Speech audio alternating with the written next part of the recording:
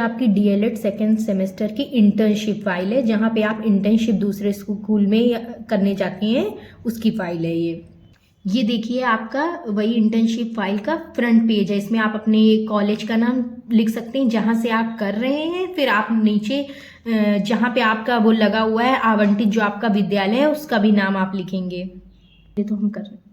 ये देखिए आपका इंडेक्स है।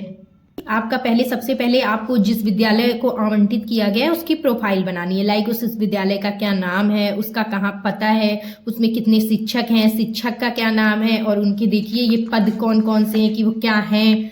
देखिए अनुदेशक हैं, शिक्षा मित्र हैं, कि सहायक अध्यापक अध्यापिकाएं हैं। अब उनका विवरण देना है कि मान लिया आप डीएलएड कर रहे हैं तो आपको कक्षा 1 से 5 तक का ही बताना है। तो आपको बताना है कि कक्षा 1 में कितनी बालक हैं, कितनी बालिकाएं हैं, और उनका पूरा टोटल करके लिखना है। इस तरह कक्षा 2 का, कक्षा 3 का, कक्षा 4 का और कक्षा 5 का।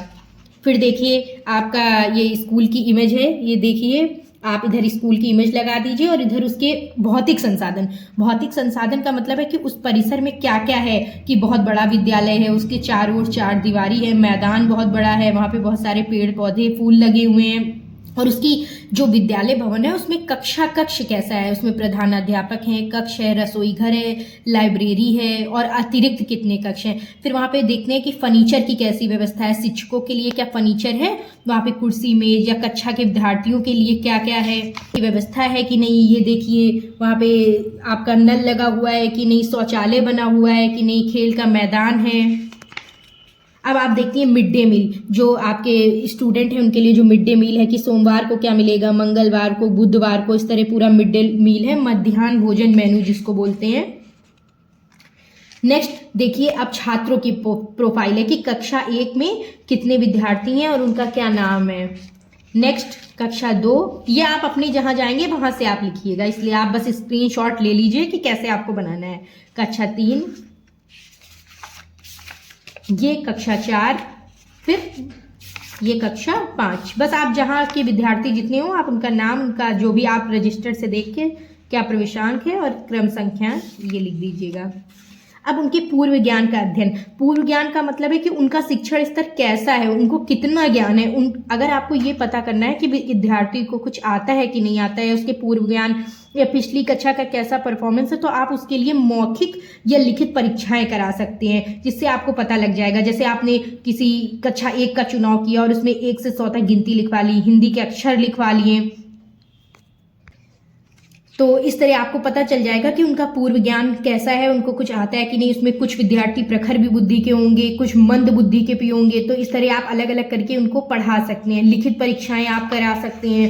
लिखित परीक्षाओं में आप 2 का पहाड़ा दे सकते हैं, गिनो और बताओ दे सकते हैं। देखिए हिंदी में जैसे दिया गया कि आ की मात्रा के 5 शब्द आपको लिखने हैं, छोटी ई की मात्रा वाले शब्द पर गोला लगाना है। जैसे साइकिल है, इसमें छोटी ई की मात्रा का जो भी शब्द है उस पर गोला लगाना है।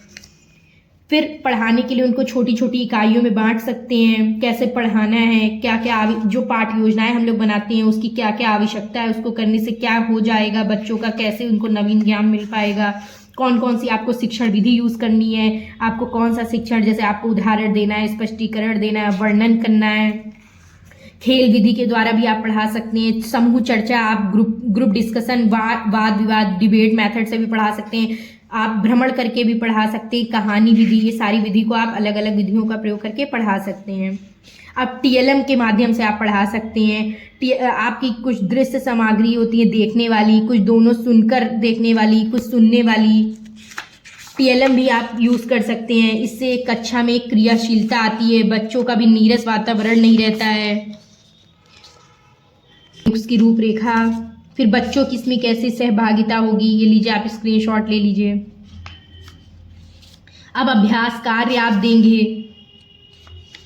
फिर उनका मूल्यांकन और परीक्षण करवाएंगे, फिर उपचारात्मक शिक्षण करेंगे। मूल्यांकन परीक्षण करने से आपको पता चल जाएगा कि किन छात्रों में क्या क्या कमियां हैं। फिर उनका आप निदान करने के लिए उनकी कठिनाइयों का पता लगाएंगे, फिर उनके दूर करने के लिए जो शिक्षण विधि उपयोग करते हैं उसे ही उपचारात्मक शिक्षण कहते हैं, जिसको रिमीडियल टीचिंग बोलते हैं। अब कैसे उपचार कर सकते हैं आप? सामूहिक भी कर सकते हैं, पर्सनल अलग अलग भी कर सकते हैं, व्यक्तिगत उपचार जो अलग अलग समस्याओं का पता लगाकर। अब उनको बहुत सारी हम उपचारात्मक शिक्षण देखते हैं अलग अलग टाइप के। इस तरह आप प्रकरण दे सकते हैं उपचारात्मक शिक्षण में। ठीक है, आप पूरी फाइल आराम से बनाइए, एकदम सही फाइल है। Thank you so much.